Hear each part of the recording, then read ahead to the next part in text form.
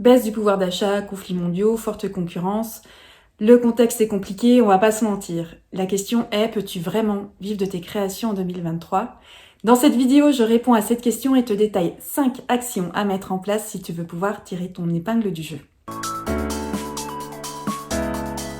Hello, je suis Claire de Purple Banana, experte marketing et e-commerce, et j'accompagne les créatrices artisanales à retrouver du temps et de la sérénité grâce à une stratégie durable pour vendre leurs créations en ligne.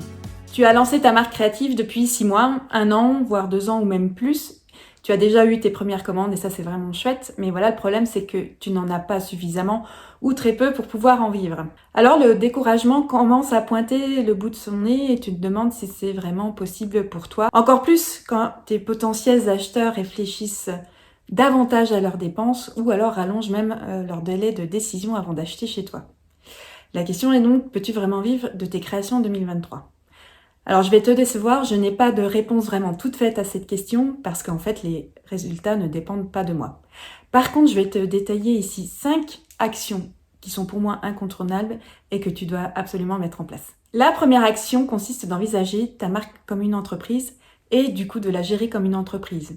Et gérer ta marque comme une entreprise revient notamment à te fixer des objectifs et des objectifs de chiffre d'affaires.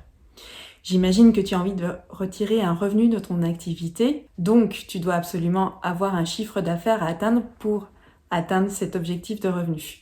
En te fixant un objectif, tu vas te permettre de te fixer un cap et derrière tu vas pouvoir en détailler un plan d'action qui sera ta feuille de route pour atteindre ce cap.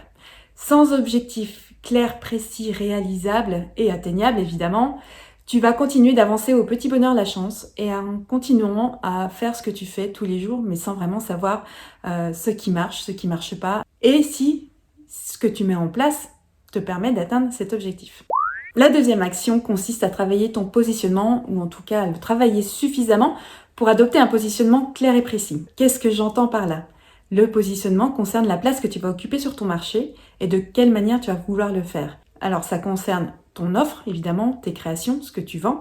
Ça concerne aussi, par exemple, les valeurs qui font ta marque. C'est tout ce qui va te permettre de travailler ton univers de marque. Je suis persuadée qu'en 2023, et vraiment encore plus qu'avant, c'est ce positionnement, c'est la façon de communiquer, c'est ce que tu vas vouloir dégager qui va te permettre de te différencier des autres. Alors, je te conseille une chose, c'est de vraiment travailler ton petit truc à toi, le tien, celui qui va faire la différence par rapport aux autres. Et c'est celui qui va te permettre d'attirer les clients qui ont envie d'acheter tes créations parce qu'elles sont chouettes, ça leur plaît, elles sont utiles, mais aussi parce que ils partagent ces mêmes valeurs, c'est ton histoire, ton parcours, ton univers de marque. La troisième action consiste à travailler, vraiment creuser ton client idéal. Vraiment important, et c'est un point bloquant que je constate souvent dans mes accompagnements, et ça manque parce que au final tu ne sais pas à qui tu vends tes créations, tu as du mal à définir comment communiquer parce que tu ne connais pas ce fameux client idéal. Et puis connaître ton client idéal, ça sert à savoir où il se trouve, sur quelle plateforme il utilise. Par exemple, si tu vends des créations et que ton client idéal a une moyenne d'âge de 40 ans, est-ce que ça vaut le coup d'aller sur TikTok parce qu'on te dit que TikTok c'est le dernier réseau à la mode ? Peut-être pas vraiment. Voilà, connaître ton client idéal, ça permet aussi de rationaliser un petit peu tes efforts et de ne pas vouloir être partout selon les dernières tendances, les dernières modes de communication, mais vraiment d'aller le toucher là où il se trouve. La quatrième action, c'est d'avoir des prix justes pour toi. C'est pas parce que tu ne vends pas qu'il va falloir que tu brades tes prix. Et ça, c'est parfois une tendance que je constate aussi. Par manque de chiffre d'affaires, tu as tendance à vouloir baisser tes prix. Or, n'oublie pas ton objectif de revenu, ton objectif de chiffre d'affaires. Comment veux-tu les atteindre si tu es tout le temps en train de revoir tes prix ? Tu as des charges, tu as des investissements, tu as un revenu à atteindre, bref, tu as plein de choses à prendre en compte. Et je suis persuadée qu'en ayant des prix justes, un positionnement juste et une communication alignée avec tout ça, tu vas arriver à toucher ton client idéal et tu n'auras même pas besoin de le convaincre de tes prix.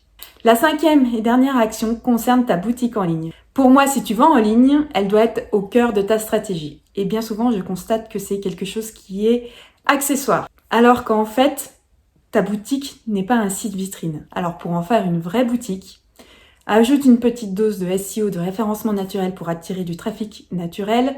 Anime-la en termes marketing pour faire revenir régulièrement des visiteurs. Et puis, regarde un petit peu tout ce qui est parcours utilisateur, conversion, pour qu'il n'y ait pas de points bloquants et garder tes visiteurs bien au chaud et pouvoir les amener à l'achat. Bref, chouchoute ta boutique pour recevoir des notifications même le week-end et sans t'épuiser sur les réseaux sociaux. Comme tu peux le constater, il n'y a pas de méthode miracle pour pouvoir vendre en ligne, seulement des bonnes pratiques, des bonnes stratégies à mettre en place, mais aussi, comme j'aime à le répéter très souvent, du travail, de la patience et de la persévérance, parce que, rappelle-toi, Rome ne s'est pas construite en un seul jour. Cette première vidéo marque le lancement de ma chaîne YouTube. Tu trouveras dans d'autres vidéos d'autres conseils pour t'aider à vendre en ligne sans sacrifier ton temps. Alors abonne-toi pour être alerté de la sortie des prochaines vidéos. Et mon petit doigt me dit que la prochaine sera consacrée à Instagram. Et puis n'hésite pas à me laisser un commentaire pour me dire ce que tu penses de cette vidéo. Sous la vidéo, l'espace est à toi.